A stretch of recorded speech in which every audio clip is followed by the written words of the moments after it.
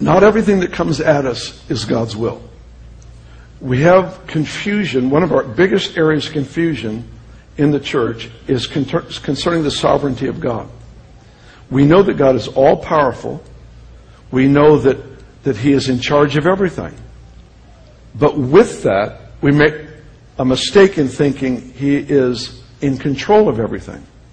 There's a difference from being in charge and being in control.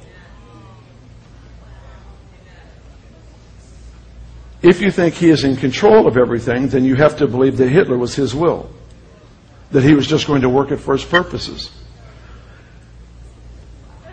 Why would God raise something up to be His will that He empowers you to pray against?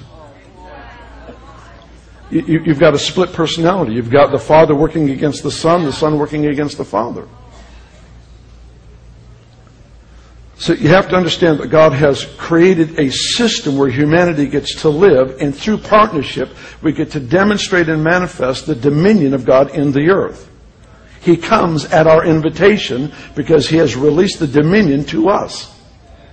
And so if you believe that God is in control of everything, then you have to look at crisis and tragedy and say, well, He allowed it for a purpose. No, He didn't allow it for a purpose. He put us in a realm where our authority, our will, has an effect on what happens around us. It doesn't mean we walk in guilt and shame for tragedy, but it does mean we take ownership of responsibility on the earth. You know, the question I ask people often is, how many storms did Jesus bless? How many life-threatening storms did He bless? How many of those storms did He redirect and say, now go destroy that city? It'll humble them and it'll teach them to pray. They'll become more like me. That's the church's response to crisis. Is that, well, God worked it for good. Well, He can use anything for good. That's our ace in the hole, so to speak. I mean, that's the trump card. Anything that happens, He can turn around for good. But it doesn't mean it was His will or His purpose.